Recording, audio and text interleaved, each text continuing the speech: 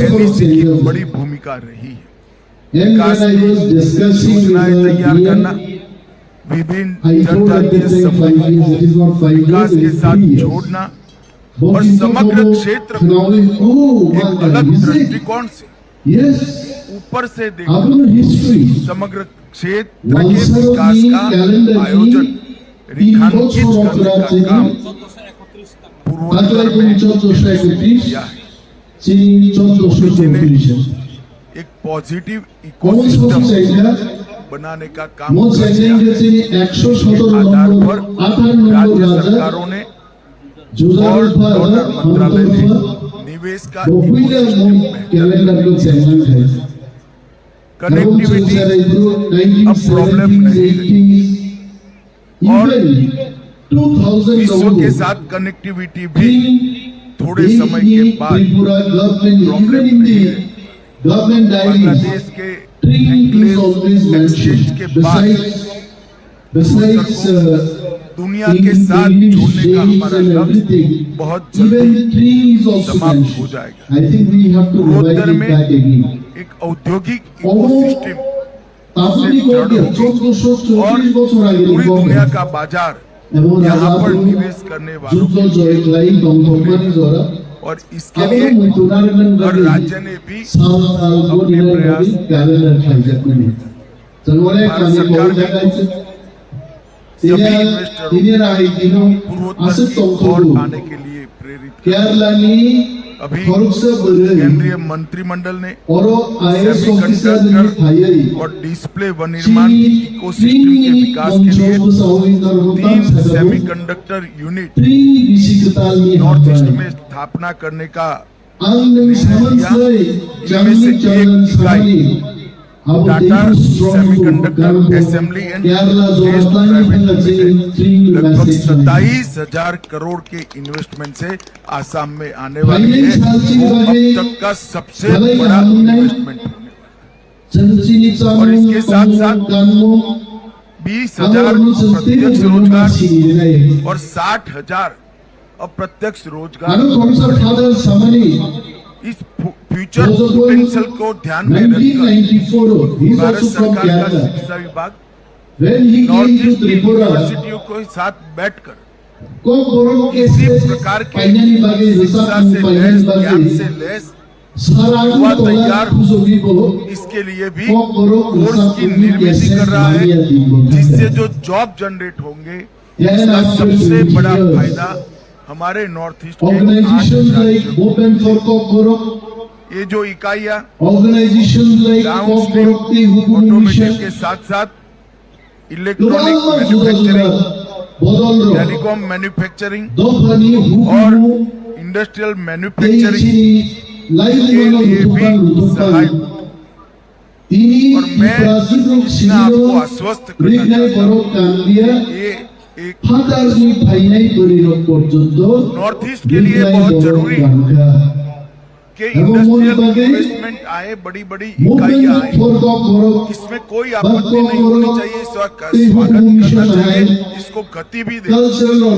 परंतु सिर्फ क्षेत्र के और राज्य के विकास से हमेशा के साथ साथ और राज्य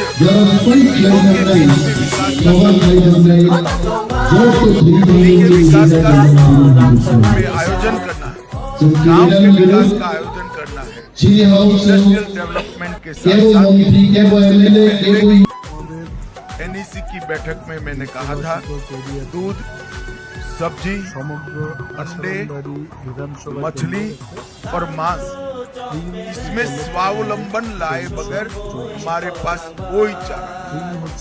यही चीजें हैं, ऑर्गेनिक प्रोडक्ट, दूध, सब्जी, अंडे, मांस, यही चीजें हैं जो व्यक्ति के विकास का कारण बनती हैं।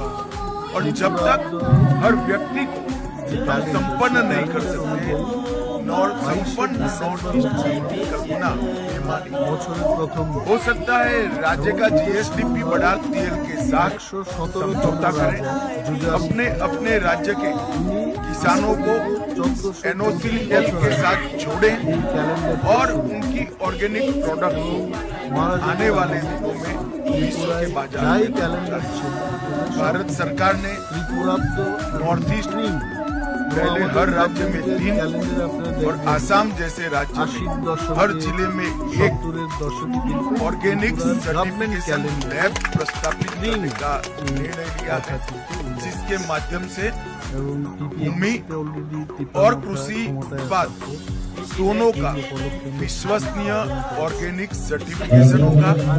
भारत ब्रांड ऑर्गेनिक प्रोडक्ट वो लॉन्च कर दिया गया है और वो ब्रांड के साथ ये विश्व के बाजार में जाएगी। 2 कोऑपरेटिव ब्रांड्स लॉन्च हुए हैं, अमूल कोऑपरेटिव और भारत कोऑपरेटिव, जिसके माध्यम से हम विश्व भर में हमारी ऑर्गेनिक प्रोडक्ट को पहुंचाएंगे।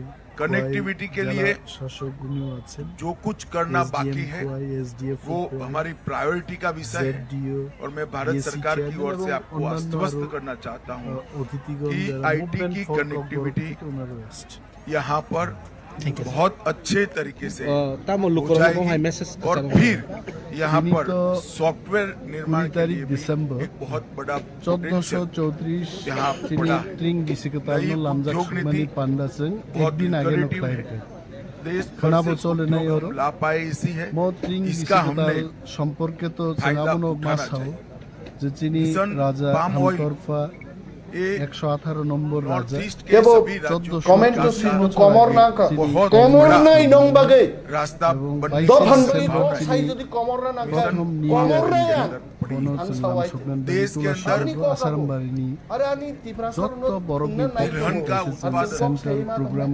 चेंखावर है यूट्यूब हम कमेंट अभी भी अनिमेश कमर ना एनिमल ऑयल के क्षेत्र में आत्मनिर्भर नहीं, जों जातीयतावादी मिशन पाम ऑयल ही दो फंडली हमें को आत्मनिर्भर कर सकता है और DSC इसके लिए चेयरमैन गुजरात चेयरमैन में जगह आगोसं बरजतन तंग खाबांनि दाख्लै बुकुमसं टिंग बिसिकताल पर्याप्त चिनी मात्रा मैसेज में ज्यादा प्रोडक्ट देने वाले पाम के पौधों का ते चिनी निर्माण भी करेंगे दफानि और कमाई थांगमानि यहाँ पर देने का जत्तो काम भी करेंगे चिनी लाइव और मानो किसानों को क्रूड पाम ऑयल के मूल्य पर 2% प्रमोट डिफरेंशियल देने का भी भारत सरकार ने आयोजन करा है। अब तक पूर्वोत्तर क्षेत्र में 10 नई तेल मिलों का विकास करने का प्रस्ताव है। मुझे लगता है ये हमें फायदा करा है। सुरक्षा के क्षेत्र में हमने मल्टी डायमेंशनल अप्रोच यहाँ पर अपनाया है।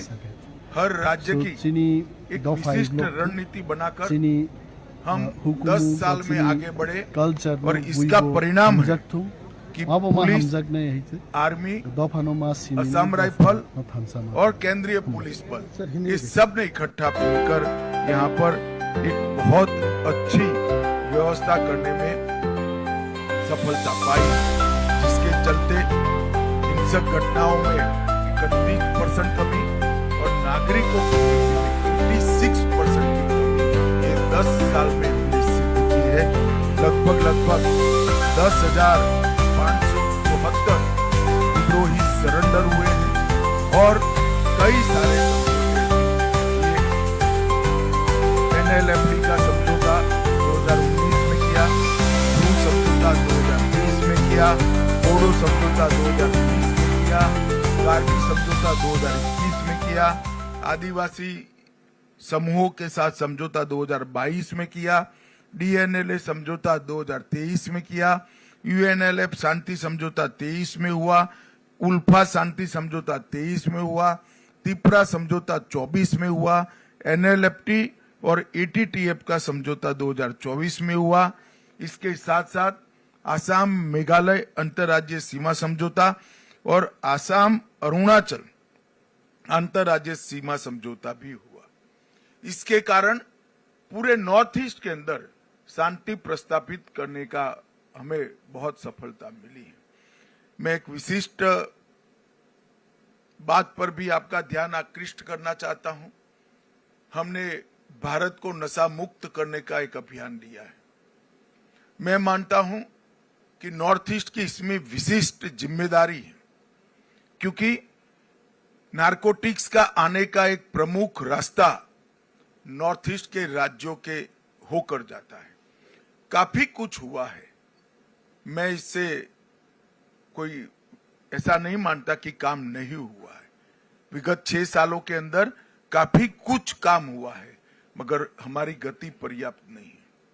मेरा आग्रह है सभी मुख्यमंत्री और राज्यपालों से कि आप सभी लोग हमारी जो जिले की निगरानी समिति बनाई है उसको कितनी बैठकें जिला लेवल पर होती हैं उस पर पूरा बल दीजिए, उसको मॉनिटर करिए और नॉर्थ ईस्ट को पूरे भारत के लिए नारकोटिक्स के रास्ते का जो कलंक लगा है वो कलंक को हमें मिटाना चाहिए।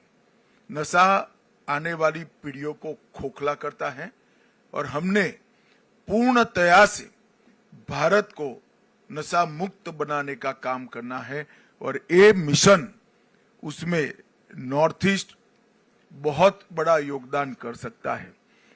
तीनों नई संहिताएं जो आई हैं, आपराधिक न्याय प्रणाली में 3 नए कानून आए हैं। इसके इम्प्लीमेंटेशन के लिए फरवरी माह में मैं दिल्ली में सभी मुख्यमंत्रियों की एक साथ मीटिंग बुलाने वाला हूं। मेरा आग्रह है कि उसके पहले एनसीआरबी और बीपीआरएनडी के साथ आपके पुलिस प्रमुख बैठकर आपका पूरा नॉर्थ ईस्ट को कंप्लीट तीनों संहिता के अमलीकरण के लिए तैयार करने का काम समाप्त कर ले। मैं आपको विश्वास दिलाता हूं कि तीनों संहिता के इम्प्लीमेंटेशन के बाद, पूर्ण इम्प्लीमेंटेशन के बाद कोई भी एफआईआर रजिस्टर होगी वो सुप्रीम कोर्ट तक 3 साल में इस नागरिक को न्याय मिल जाएगा। हम सालों तक आतंकवाद से जूझते रहे, हम सालों तक अहिंसा से जूझते रहे, तो सभी राज्यों की पुलिस का लक्ष्य यही रहा कि हिंसा से मुक्ति पाले। वो काम अब लगभग हो चुका है। अब समय आ गया है कि नॉर्थ ईस्ट को भी, नॉर्थ ईस्ट के हर नागरिक को संविधान ने दिए हुए अधिकार मिले, उसकी संपत्ति के रक्षण का अधिकार मिले, इसके सम्मान के संरक्षण का अधिकार मिले और उसके परिवार के संरक्षण का अधिकार मिले, जो ये 3 संहिताओं में है। अब समय आ गया है नॉर्थ ईस्ट के पूरी पुलिस का कल्चर बदलने का, इसकी दिशा बदलने का। यहां शांति हो चुकी है, अब हमारा ध्यान उग्रवादी जुथों के साथ मुठभेड़ की जगह नागरिकों को उनके अधिकार मिले, इसकी और पूरे सभी राज्यों के गृह मंत्रालय का ध्यान डाइवर्ट करना पड़ेगा। इसके लिए नॉर्थ ईस्ट के हर राज्य की पुलिस के अप्रोच के अंदर, ट्रेनिंग के अंदर और फोकस के अंदर, तीनों के अंदर परिवर्तन करने की जरूरत है। परंतु इसकी पूर्व शर्त है कि ये तीनों संहिताओं का कंप्लीट इंप्लीमेंटेशन नॉर्थ ईस्ट के राज्यों के साथ अंदर हो जाए। मेरे सभी राज्यपालों से विशेष आग्रह है कि आप स्वयं इसका मॉनिटर करिए, क्योंकि नागरिकों को एफआईआर करने से न्याय मिलता है, ये भाव नॉर्थ ईस्ट में खड़ा करना बहुत जरूरी है। क्योंकि नॉर्थ ईस्ट पुलिस का पूर्ण फोकस 4 दशक तक इंसर्जेंसी के साथ लड़ने में रहा है। अब इंसर्जेंसी नहीं है, तब नागरिक के अधिकारों को हमने प्रस्तापित करना चाहिए। मैं फिर से रिपीट करना चाहूंगा, पुलिस की ट्रेनिंग, पुलिस का फोकस, ये दोनों हमें बदलना पड़ेगा, तभी जाकर हम संविधान दत्त अधिकार जो पूरे देश के नागरिकों को मिले हैं वो नॉर्थ ईस्ट के नागरिकों को दे पाए। पीएमडीआई अब तक 6600 करोड़ रुपए की योजनाएं हैं।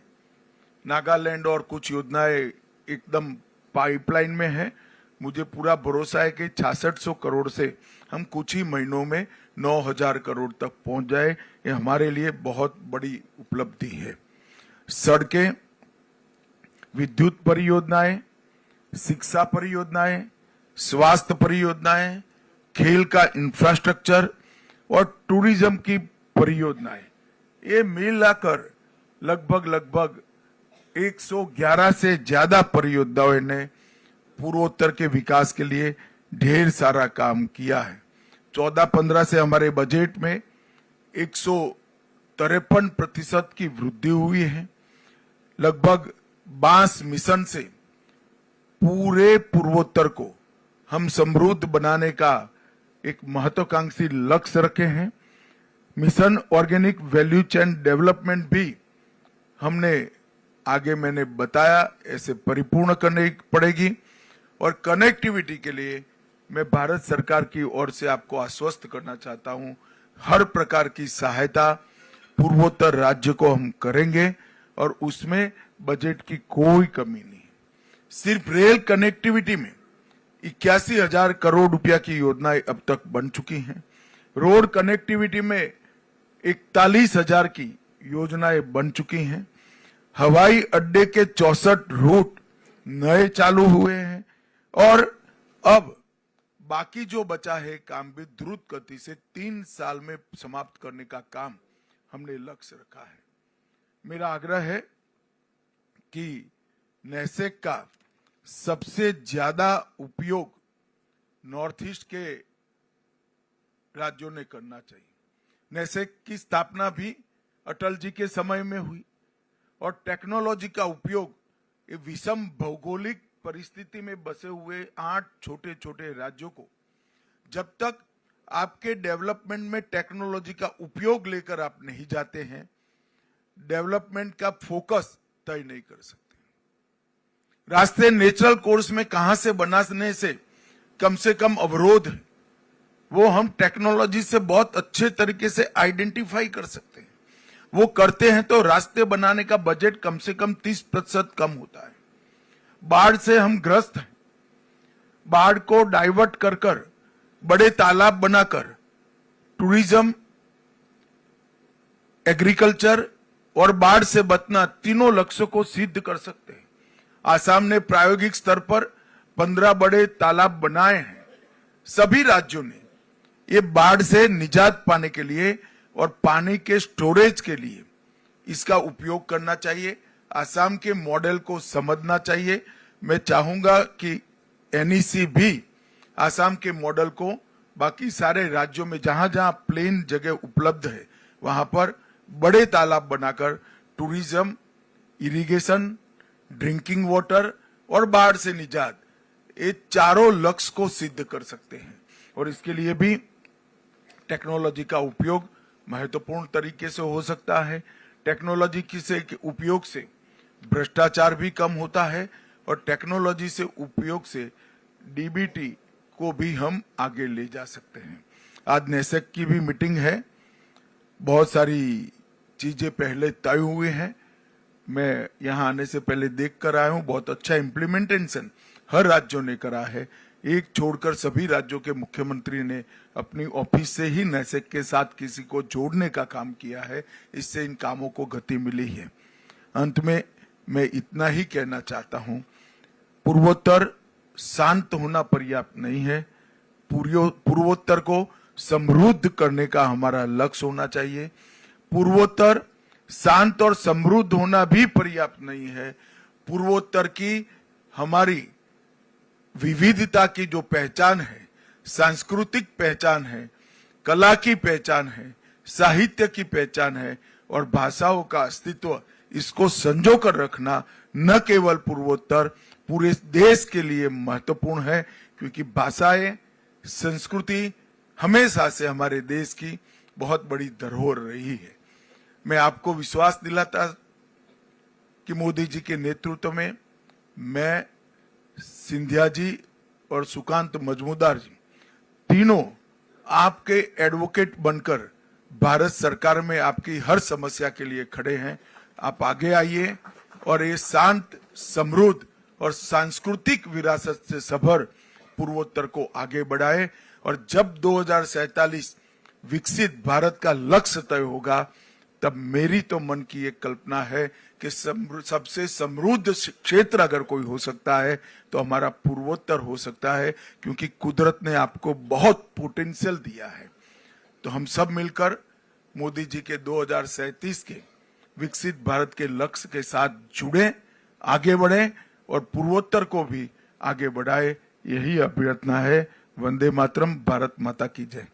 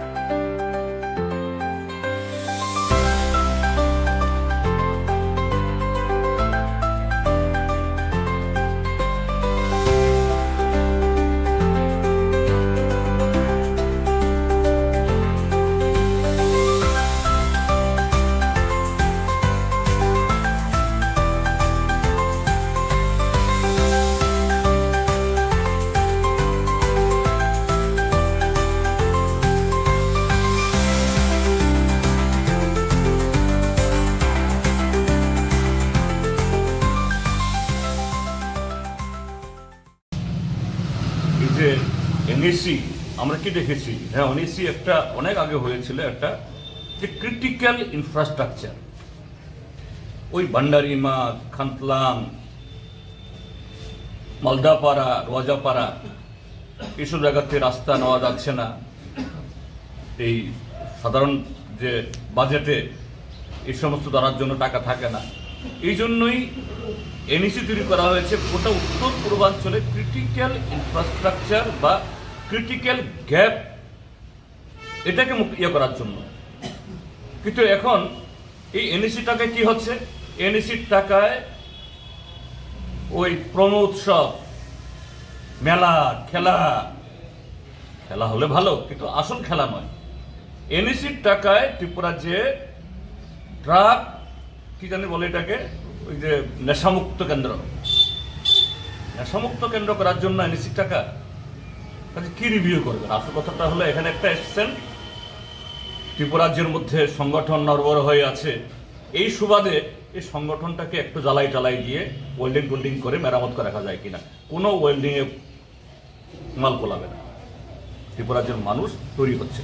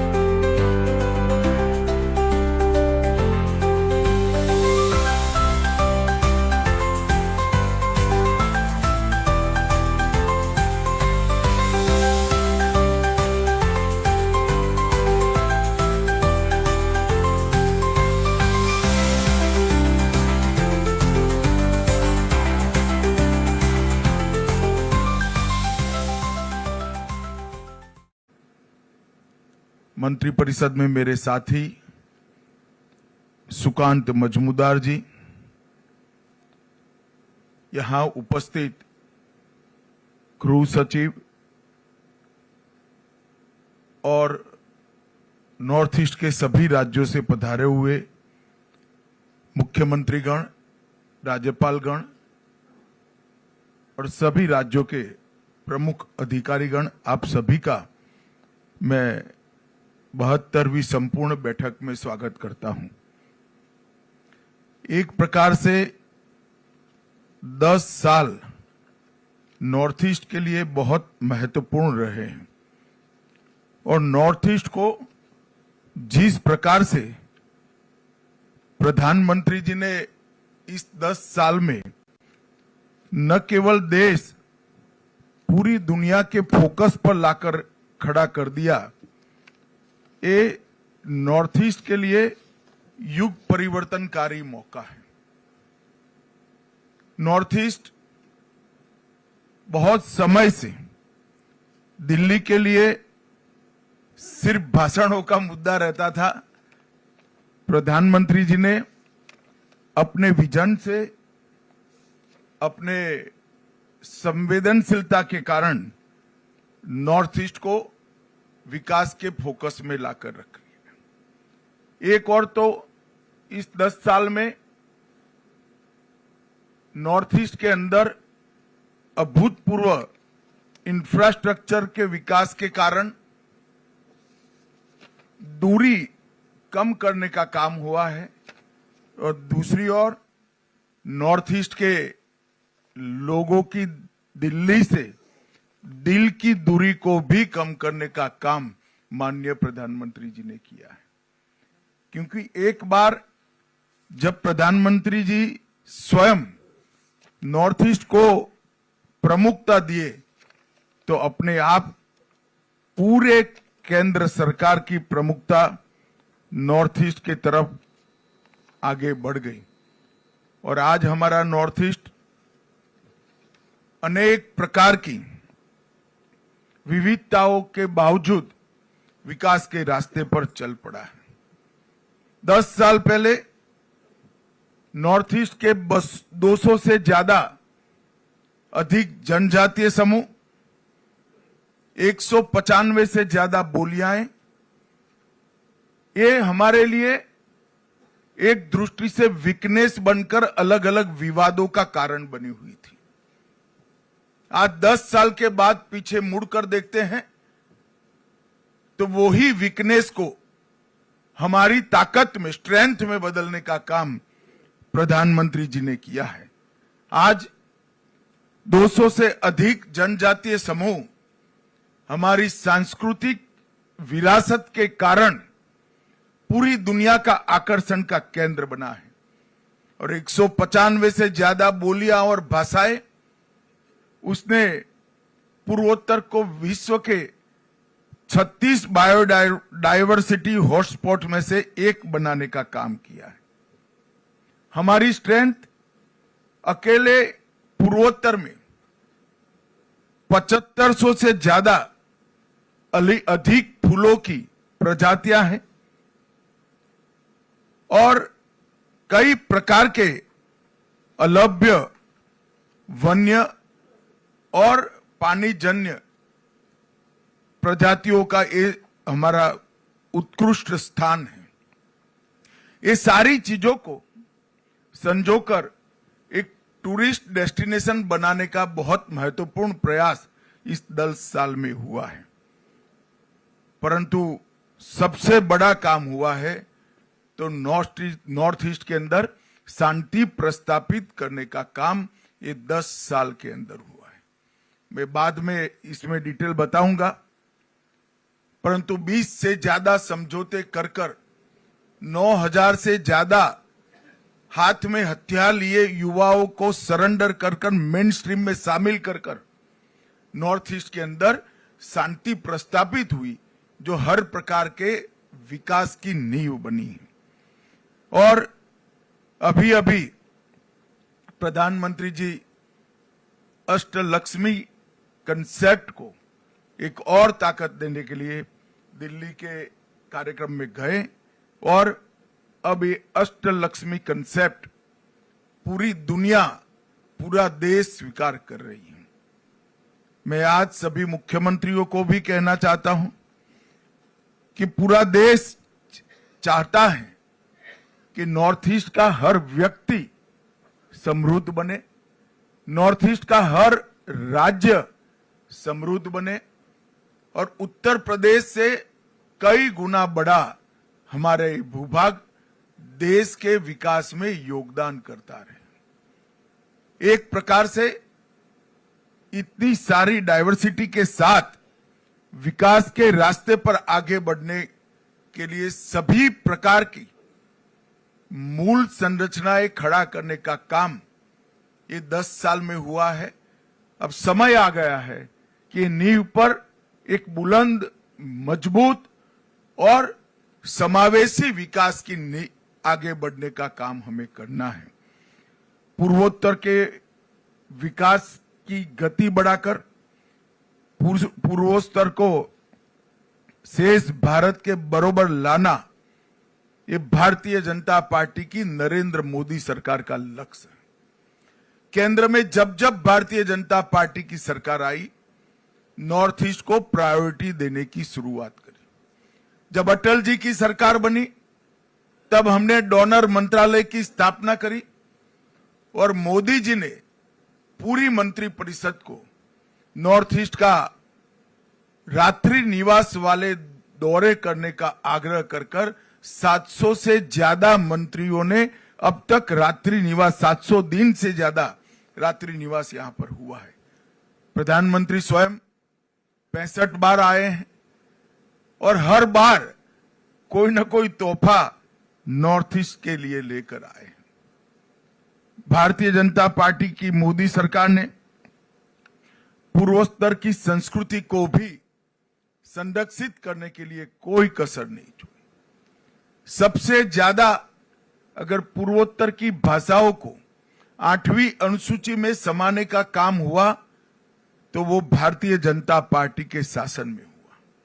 हमने भी विभिन्न समझौते जो किए, उसमें पूर्वोत्तर की अलग अलग बोलियों को ताकत देना, उसको संजोना और प्राथमिक शिक्षा कम से कम पूर्वोत्तर की भाषा में हो, इसके लिए हमने बड़ा आग्रह रखा है। और मैं मानता हूं कि इससे बहुत बड़ा फायदा हमारी सांस्कृतिक विरासत को संजोकर रखने में होगा।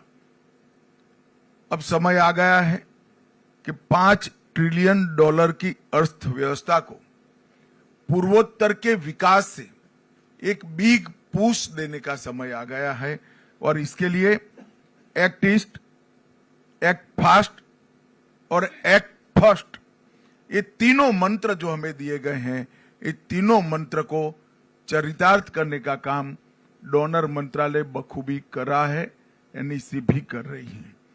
एनईसी ने अपने 50 वर्षों में आकांक्षाओं, जरूरियातों और चुनौतियों के संभावित समाधानों पर चर्चा करने का एक महत्वपूर्ण मंच बनकर पूर्वोत्तर के विकास की भाग्य रेखा बनने का काम किया है।